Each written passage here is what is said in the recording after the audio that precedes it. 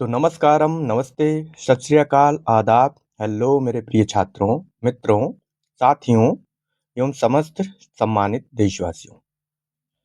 बहुत बहुत स्वागत और हार्दिक अभिनंदन है आप सभी का आपके अपने ही YouTube चैनल एज फिजिक्स पर।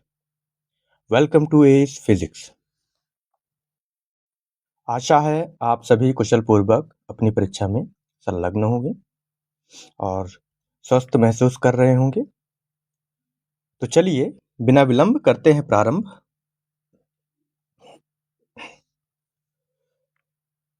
दोस्तों, पिछले लेक्चर में यानी चैप्टर 12 एटम के पिछले लेक्चर में हमने जो है रदरफोर्ड स्कैटरिंग एक्सपेरिमेंट और रदरफोर्ड मॉडल के बारे में विस्तार से चर्चा की थी। आज हम बात करने जा रहे हैं बोहर्स मॉडल की।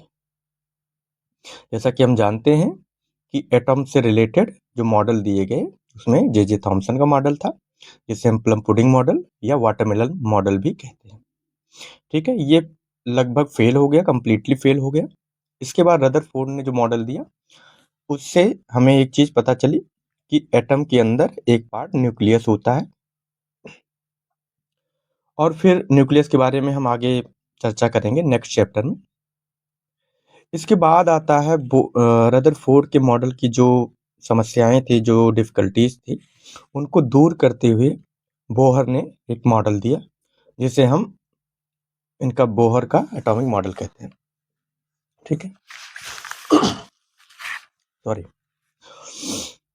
तो बोहर रदरफोर्ड के मॉडल से काफी कन्विंस्ड थे, मतलब उसको सपोर्ट करते थे, लेकिन उनकी जो डिफिकल्टीज थी उनको दूर करने के लिए बोहर ने कुछ और सजेशन दी उसमें, और उसको ही हम बोहर का मॉडल कहते हैं। तो बोहर के एटॉमिक मॉडल में बोहर ने पहले कुछ अजम्पशंस दी जिनको हम बोहर्स पोस्टुलेट्स कहते हैं, और कुल मिलाकर हम यहाँ पे बोहर पोस्टुलेट की चर्चा करने जा रहे हैं। तो चलिए बिना विलंब के बोहर पोस्टुलेट की तरफ चलते हैं।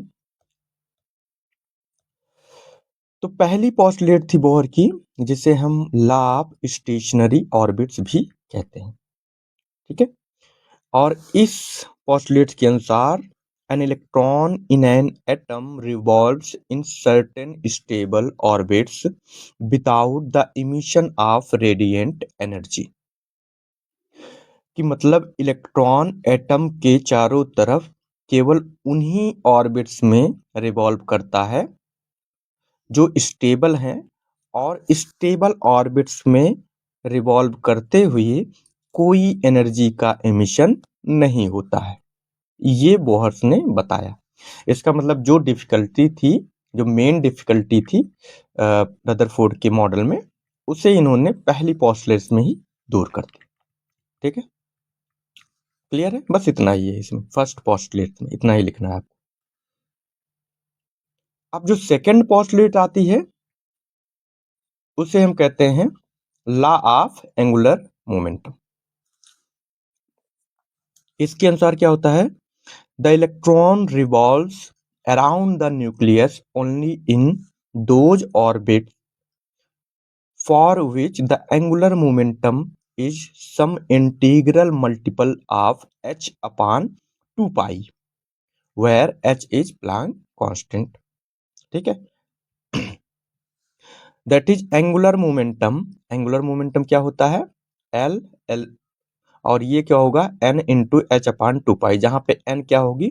कोई 1 2 3 नंबर होगी, और यहाँ पे h बार, h कट या h क्रॉस भी इसको कहते हैं, और इसकी वैल्यू होती है h अपान 2 पाई की। ठीक है, और एंगुलर मोमेंटम का फार्मूला आप जानते होंगे, चूंकि mv क्या हो जाता है? मोमेंटम हो जाता है, और उसमें आप r से और मल्टीप्लाई कर दीजिए उस सर्कुलर रेडियस से, तो वो हो जाता है mvr। यहाँ पे n जो है वो जो है आपकी प्रिंसिपल क्वांटम नंबर ही है जो आपने केमिस्ट्री में पढ़ी होगी, और n इक्वल टू 1 2 3 ये रहेंगे। ठीक है, तो यहाँ पे n सफिक्स के रूप में यूज किया गया है। आई होप कि ये दो पोस्टुलेट्स आपने जो है अच्छे से समझी होगी। जो तीसरी पोस्टुलेट थी उसे कहते हैं आइंस्टीन कंडीशन।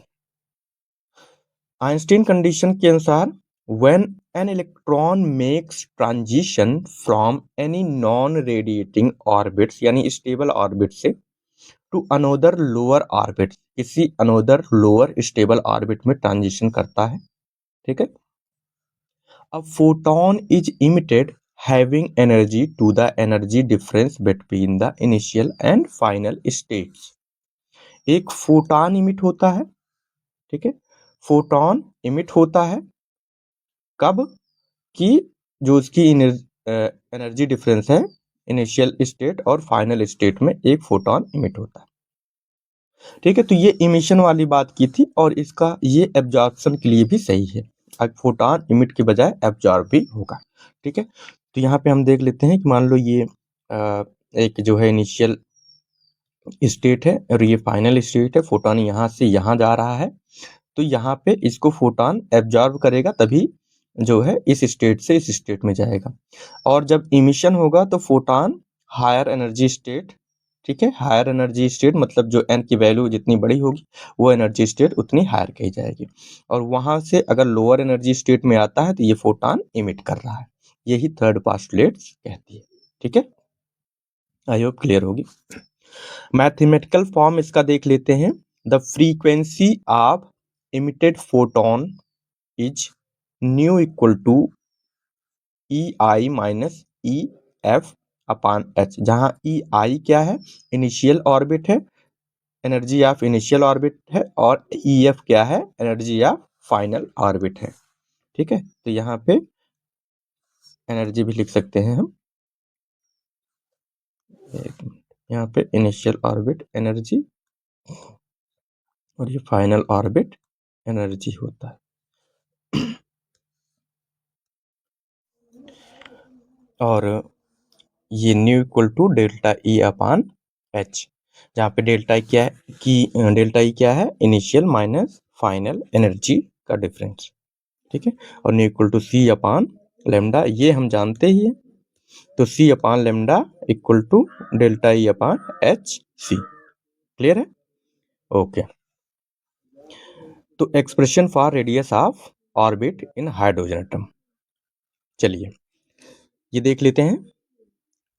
तो radius of orbit in hydrogen atom ये इंपॉर्टेंट है, ये पूछा भी जाता है, आप यहाँ पे देख भी सकते हैं। ये न्यूक्लियस है, ठीक है, जिसका जो है चार्ज प्लस जेड ई है, हाइड्रोजन के लिए जेड इक्वल टू 1 हो जाएगा। यहाँ पे एक फोर्स लग रहा है और ये रेडियस ऑफ द ऑर्बिट है, ये इलेक्ट्रॉन की वेलोसिटी है। Let m is the mass of the electron minus E is the charge on the electron plus ZE is the charge on nucleus. Let Vn is the velocity of revolving electron and Rn is the radius of nth orbit. According to first postulate, for stable orbits, centripetal force on electron equal to electrostatic force on between nucleus and electron. तो क्या होता है कि जो पहली postulate थी Bohr की, उसके अनुसार जो स्टेबल ऑर्बिट होगी उसके लिए एक सेंट्रीपिटल फोर्स चाहिए, वो सेंट्रीपिटल फोर्स कहाँ से मिलेगा, उसको electrostatic force between nucleus and electron से मिलेगा।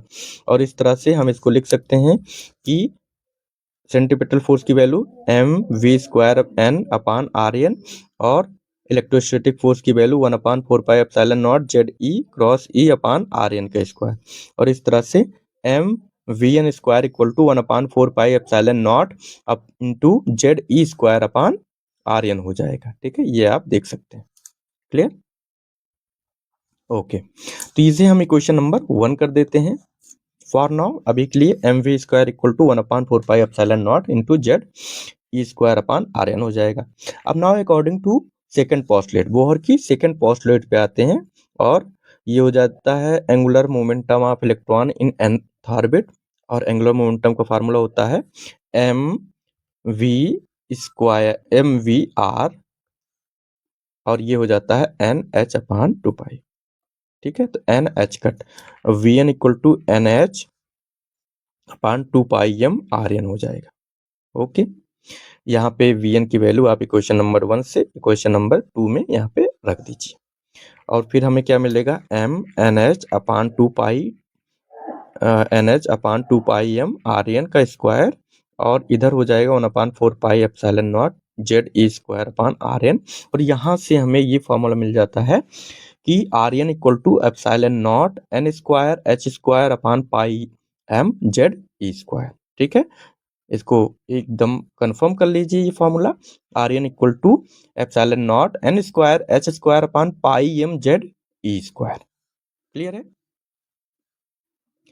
तो हाइड्रोजन एटम के लिए क्या होगा, ये हाइड्रोजन एटम के लिए z इक्वल टू 1 रखेंगे और हम पाएंगे आर एन की वैल्यू हो जाएगी R N equal to epsilon naught N square H square upon pi M E square, यानी R N equal to epsilon naught H square pi M E square into N square, और इसको हम R naught into N square कर देंगे या A naught into N square कर देंगे, जहां पे आर नॉट या ए नॉट क्या कहलाएगा, epsilon naught H square upon pi M E square. और इसकी वैल्यू कैलकुलेट करने पे आप एप्सिलॉन नॉट की वैल्यू रखिए, एच की वैल्यू रखिए, पाई की वैल्यू रखिए, एम की वैल्यू रखिए और ई की वैल्यू रखिए, तो आप पाएंगे कि इसकी वैल्यू क्या आई 0.53 इंटू 10⁻⁻10 मीटर।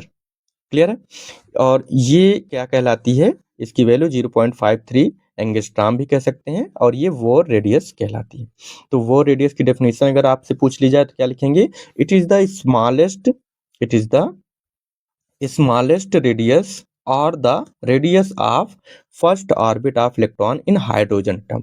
इसमें हाइड्रोजन एटम की जो फर्स्ट ऑर्बिट की रेडियस होती है इलेक्ट्रॉन की, उससे ही हम क्या कहते हैं, वोर रेडियस। इसकी वैल्यू होती है 0.53 एंगस्ट्राम।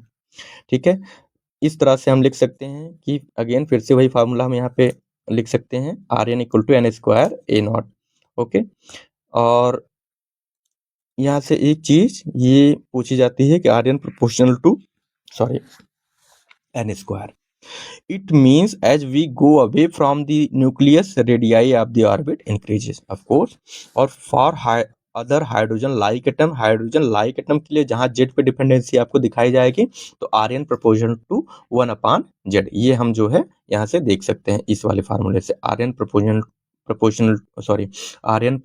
To 1/z। ठीक है, यहाँ से ये चीज हमने देख ली। और नेक्स्ट पे यहाँ पे एरिया देख लेते हैं कि एरिया कवर्ड बाय, ये एरिया बना हुआ है ना, तो ये एरिया जो है आर एन इसकी रेडियस हो गई, और इसका area proportional pi R N square होता है, जो कि R N square N square के प्रोपोर्शनल में होता है। तो इसका भी स्क्वायर क्या हो जाएगा, एन की पावर 4 के प्रोपोर्शनल में हो जाता है। तो एरिया जो है वो एन की पावर 4 के प्रोपोर्शनल में होता है। ठीक है, नेक्स्ट थिंग हम देखने वाले हैं कि orbital speed of electron. Orbital speed of electron, तो ऑर्बिटल स्पीड क्या होती है, जो ऑर्बिट्स में इलेक्ट्रॉन मूव कर रहा है उसकी स्पीड क्या होगी, अलग अलग ऑर्बिट में अलग अलग होगी। इसके लिए भी हम इक्वेशन नंबर 2 यानी कि जो है v की वैल्यू में आर एन की वैल्यू रख देंगे। तो V N equal to N H upon 2 pi M R N होता है, और आर एन की value epsilon naught N square H square pi M Z E square ये होती है। इसको यहाँ पे रख देंगे तो वी एन की वैल्यू क्या हो जाएगी, Z E square upon 2 epsilon naught N H हो जाएगा। क्या हो जाएगा, वी एन की value Z E square upon 2 epsilon naught N H. और यहाँ पे हाइड्रोजन के लिए z इक्वल टू 1 रख दीजिए, और ये बड़ा इंपॉर्टेंट फार्मूला हो जाता है equation number 6, V N equal to E square upon 2 epsilon naught N H, और V N proportional to 1/n। ठीक है, तो as principal quantum number increases velocity decreases, यहाँ पे हम देख सकते हैं कि V N proportional to 1/n as principal quantum number increases velocity decreases. For first orbit और Bohr orbit N equal to 1 रख दीजिए, और यहाँ पे सिंपली वी एन की वैल्यू ई स्क्वायर अपान, ठीक है, तो ई स्क्वायर अपान क्या मिल जाती है, 2 epsilon not, E square upon 2 epsilon not ये मिल जाएगी। और आप पाएंगे कि इसकी वैल्यू आती है, ई की वैल्यू रख दीजिए E square upon 2 epsilon naught, H की वैल्यू आप रख दीजिए, और ये मिल जाएगा 2.2 इंटू 10⁻6 मीटर पर सेकेंड। तो वी एन की वैल्यू फिर से देख लीजिए, E square upon 2 epsilon naught H equal to 2.2 into 10⁻6 metre per second, ये आप इजिली कैलकुलेट कर सकते हैं। ठीक है, इसे कहते हैं speed of electron in Bohr's orbit. ये ठीक है, और ये मैक्सिमम स्पीड होती है। अगर आपसे पूछा जाए तो मैक्सिमम स्पीड इलेक्ट्रॉन की किस ऑर्बिट में होगी, तो बता देना आप बोहर ऑर्बिट में होगी, जो कि वैल्यू होती है 2.2 इंटू 10⁶ मीटर पर सेकंड, और ऑलमोस्ट ये 1% ऑफ स्पीड ऑफ लाइट की होती है। ठीक, कितना? 1% स्पीड ऑफ लाइट की। गुड। अब दूसरी चीज देख लेते हैं, fine structure constant. Fine structure constant क्या होता है? ये होता है the ratio of speed of electron in first orbit of hydrogen atom to the speed of light is a constant called fine structure constant alpha. यानी alpha fine structure constant है, इसकी value Vn/c, बस Vn/c, और 2.2/3 into 10⁻⁶ 10⁸ ये आप करेंगे तो ये आपका 1/137 अल्फा की वैल्यू 1/137, ये याद रखना। और यहाँ पे Vn equal to E²/2ε0h equal to C/137, या Vn equal to C/137 into 1/h। Clear है? ये Vn का रिलेशन हो गया। इसके अलावा हाइड्रोजन लाइक एटम के लिए Vn प्रोपोर्शनल टू Z के होता है, यहाँ पे 1/n के होता है, साथ ही प्रोपोर्शनलिटी में Z के होता है। इसी तरह से हम कैलकुलेट कर सकते हैं orbital frequency and time period of electron. तो आप जानते हैं कि frequency of electron is given by 1/t, 1 time period, और Tn equal to 2πRn/Vn, Tn equal to 2πRn/Vn, और जहाँ पे Fn इक्वल टू Vn/2πRn हो जाएगा। Fn इक्वल टू Vn/ इसका आप इन्वर्स कर दीजिए, 2πRn हो जाएगा, और ये हो जाएगा mz² e⁴/4πε0 का स्क्वायर h² n³ का। ठीक है, ये फार्मूला हो गया। यहाँ से आप देख सकते हैं कि जो फ्रीक्वेंसी होगी वो Z² के प्रोपोर्शनल में होगी, और साथ ही साथ जो n होगा, ठीक है, यानी कि orbit number, principal quantum number, उसके इनवर्सली प्रोपोर्शनल टू n³, इस तरह से रिलेशन आएगा। और हाइड्रोजन एटम के लिए आप जो है देख सकते हैं n इक्वल टू 1 रख दीजिए, और यहाँ पे टाइम पीरियड क्या हो जाएगा, 1/Fn हो जाएगा, और टाइम पीरियड 1/Z² हो जाएगा, क्योंकि यहाँ पे दूसरे एटम के लिए, क्योंकि यहाँ पे Fn की वैल्यू जो है वो Z² के प्रोपोर्शनल में थी। तो यहाँ पे Tn प्रोपोर्शनल टू n³, और साथ ही साथ ये Tn की वैल्यू आप याद रखिए, Tn equal to n³/6.62 into 10⁻15 second में आएगा। ठीक है, ये पूछा जाता है इस पे न्यूमेरिकल। क्लियर? तो आई होप कि आपको टाइम पीरियड और फ्रीक्वेंसी वाला फार्मूला क्लियर हो गया होगा। अब चलते हैं जो मोस्ट इंपॉर्टेंट टर्म है बोहर की थ्योरी में, उसे कहते हैं एनर्जी कैलकुलेशन। तो एनर्जी कैलकुलेशन यानी कि इसमें एनर्जी, काइनेटिक एनर्जी और पोटेंशियल एनर्जी की पहले बात कर लेते हैं, तब टोटल एनर्जी की बात करेंगे। काइनेटिक एनर्जी में इलेक्ट्रॉन हो गया, तो काइनेटिक एनर्जी का फार्मूला 12mv², और mv² की वैल्यू आप इक्वेशन नंबर 1 से इसमें रख दीजिए, तो ये हो जाता है 1/4πε0 e²/2Rn। और इसी तरह पोटेंशियल एनर्जी का फार्मूला हम ये जानते हैं 1/4πε0 इलेक्ट्रोस्टैटिक से, क्योंकि ये चार्ज है न्यूक्लियस पे, ये चार्ज है इलेक्ट्रॉन पे, और ये उनके बीच की डिस्टेंस है, तो -1/4πε0 e²/Rn। और टोटल एनर्जी क्या हो जाएगी, इन दोनों को जोड़ लीजिए, इन दोनों को ऐड कर लीजिए, और आपको इसी काइनेटिक एनर्जी के बराबर की एनर्जी आती है, लेकिन नेगेटिव में आती है। ठीक है, तो आप यहाँ पे देख सकते हैं कि इन दोनों को ऐड करने पे 1/4πε0 e²/2Rn, और यहाँ पे En इक्वल टू -kn, और ये UN यानी पोटेंशियल एनर्जी का हाफ होता है इसकी वैल्यू। ये रिलेशन आप याद रखिए। अब देख लेते हैं, इसमें Rn की वैल्यू रख देते हैं सिंपली।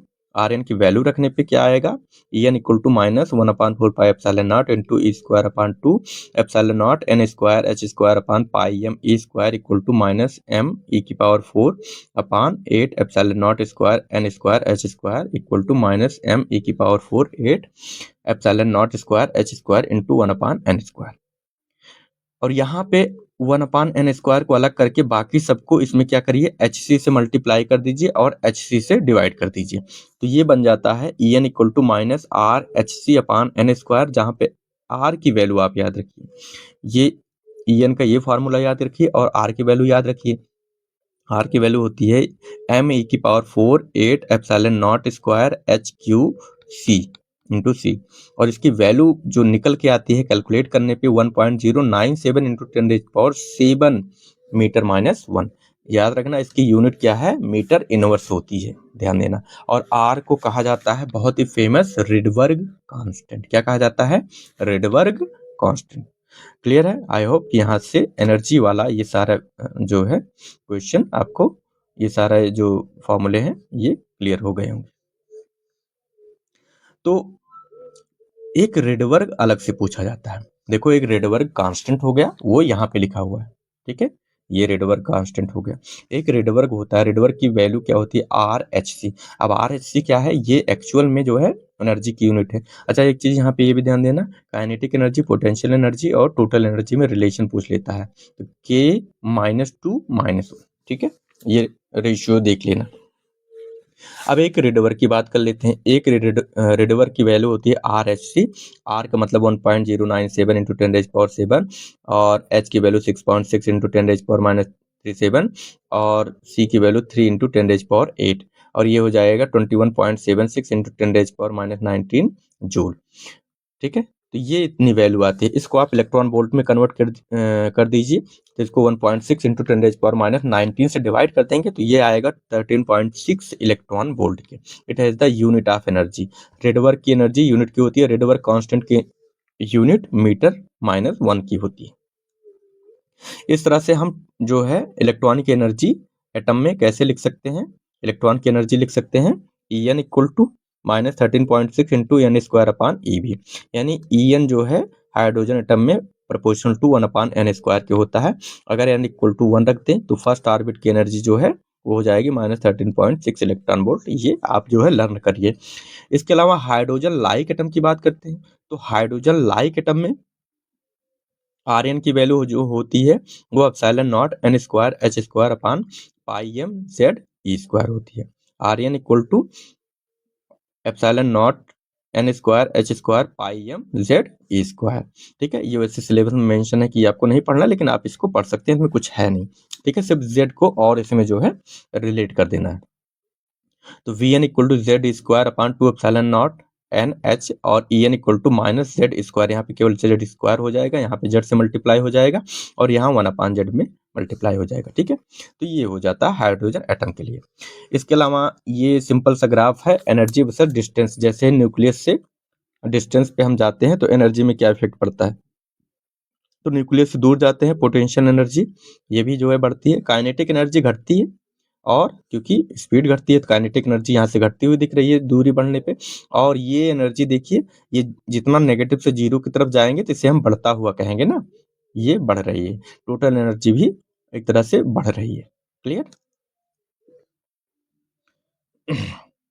नाउ, अब जो हमने अभी सारे जितने भी फॉर्मूला पढ़े उन पे हम क्वेश्चन देख लेते हैं, और एक क्वेश्चन में ये सारे फॉर्मूला के कंसेप्ट क्लियर हो जाएंगे। क्लियर है, तो आई होप कि ये विजिबल होगा आपको। मैं पढ़ देता हूँ क्वेश्चन क्या है कि if the radius of first orbit in hydrogen atom is 0.53 angstrom and electron energy in this orbit is -13.6 electron volt, then calculate. पहले क्या कैलकुलेट करना है, अगर हाइड्रोजन एटम में बोहर रेडियस 0.53 एंगस्ट्रॉम की है और फर्स्ट ऑर्बिट की एनर्जी -13.6 इलेक्ट्रॉन वोल्ट की है, तो आपको क्या कैलकुलेट करना है। पहला question, radius of the third orbit. ये बिल्कुल आसान है, radius of the third orbit, क्योंकि हम जानते हैं कि बोहर रेडियस क्या होती है, R N equal to N square A naught. तो यहाँ एन की जगह 3 रख दीजिए, तो आर थ्री इक्वल टू 3 का स्क्वायर ए नॉट की वैल्यू 0.53 एंगस्ट्रॉम होती है और 9 से मल्टीप्लाई कर दीजिए, ये आ जाएगा 4.77 एंगस्ट्रॉम।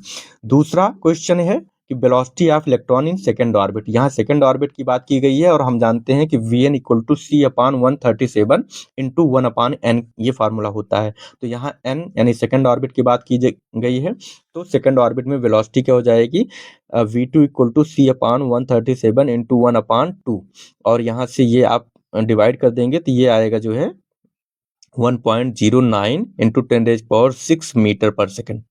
जाहिर सी बात है फर्स्ट से जो है इसकी वेलोसिटी कम हो जाएगी।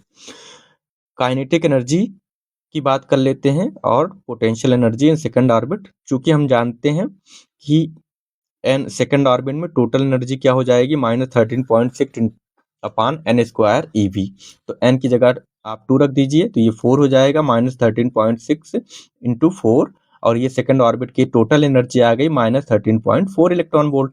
और काइनेटिक एनर्जी क्या है, इसमें ये माइनस हटा दो तो यही जो है आपकी काइनेटिक एनर्जी सेकंड ऑर्बिट में हो जाएगी, यानी +3.4 इलेक्ट्रॉन वोल्ट।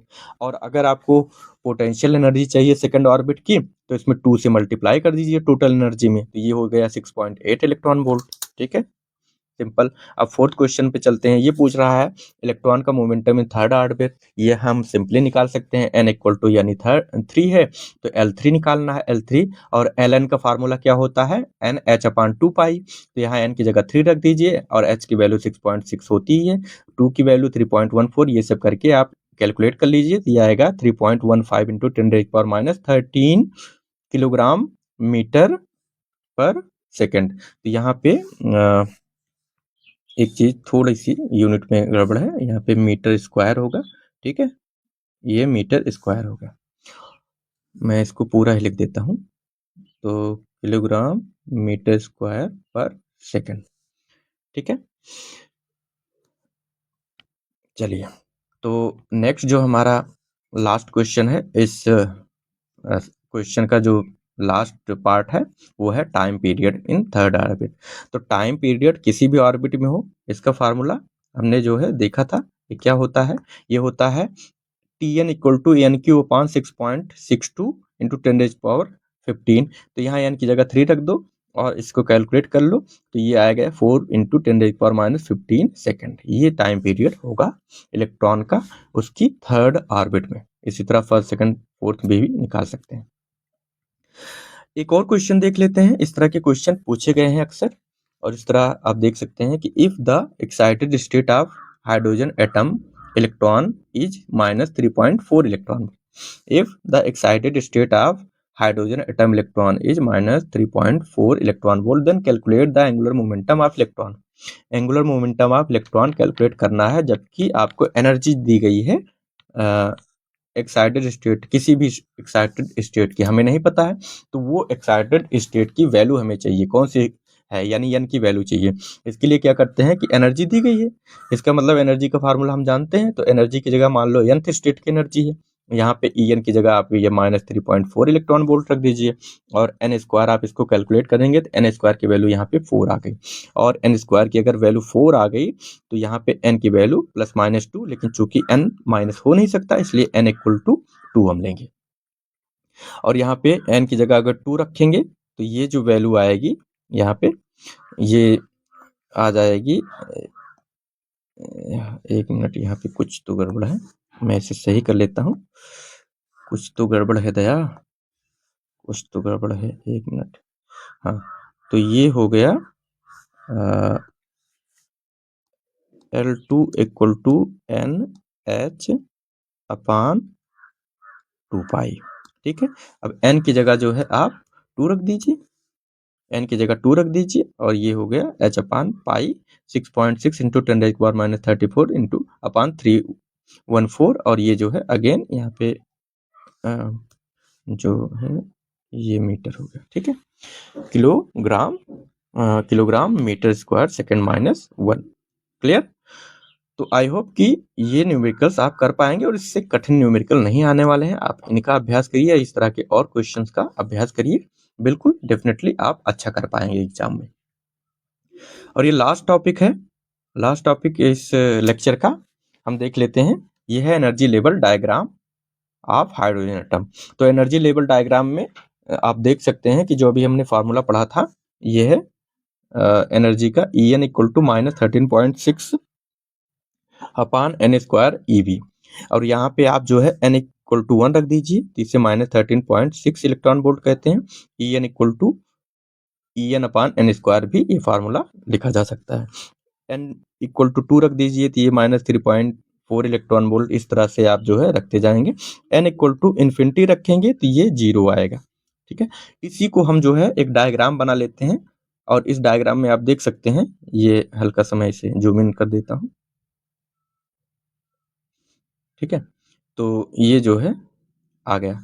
अब यहाँ पे n इक्वल टू 1 है, यहाँ पे n इक्वल टू 1 है, इसकी एनर्जी 13.6 इलेक्ट्रॉन वोल्ट है En, और n इक्वल टू 2 है, ये -3.4 इलेक्ट्रॉन वोल्ट है E2 की, n बराबर 3 -1.51 इलेक्ट्रॉन वोल्ट की है, n बराबर 4 -0.85 इलेक्ट्रॉन वोल्ट की है, n बराबर 5 0.54 इलेक्ट्रॉन वोल्ट, n बराबर 6, ये सब सारी चीजें आपको दी गई हैं। तो इसे ही हम क्या कहते हैं, एनर्जी लेवल डायग्राम। आप एक बार देख लीजिए एनर्जी लेवल डायग्राम, इनके बीच का डिफरेंस भी आप निकाल सकते हैं, जैसे सेकंड और फर्स्ट एनर्जी के बीच का डिफरेंस वो 10.2 इलेक्ट्रॉन वोल्ट है। क्लियर है?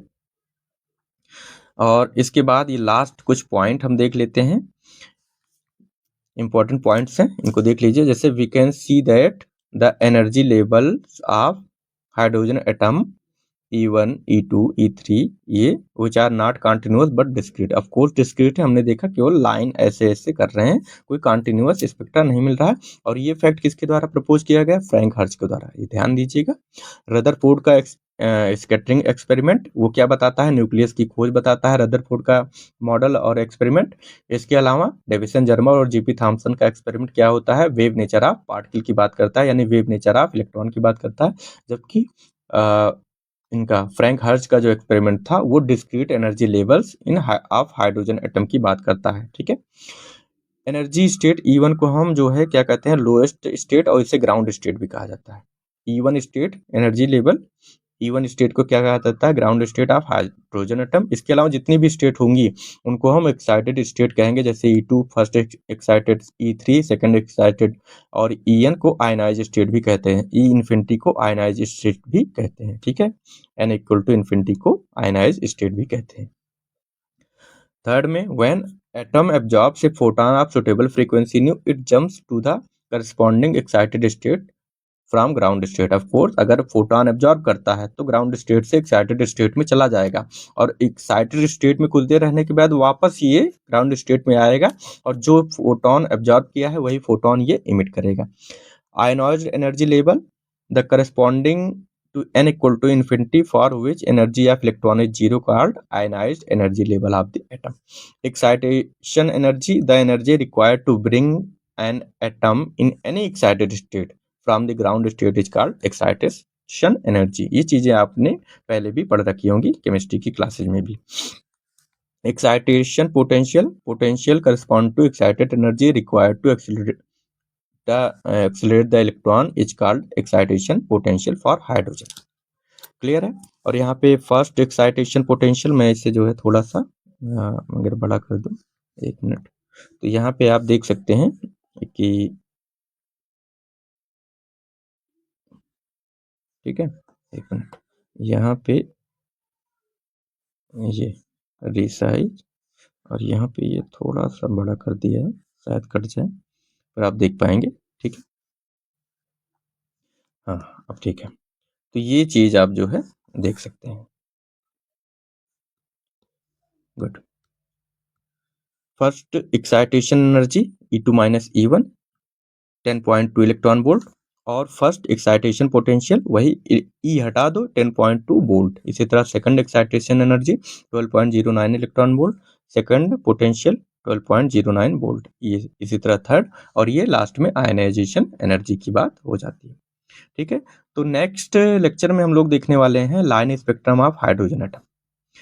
तो आज के लिए फिर इसे यहीं विराम देते हैं, और आप अपना ख्याल रखिए, लेक्चर को पढ़ते रहिए और फॉलो कीजिए हमें। नोट्स और अपडेट्स के लिए हमारे चैनल को, टेलीग्राम चैनल को, यूट्यूब चैनल को, इंस्टा पे भी आप हमें फॉलो कर सकते हैं। तो चलिए अपना बेहद ख्याल रखिए, फिर मिलते हैं, तब तक के लिए नमस्कार, जय हिंद, वंदे मातरम।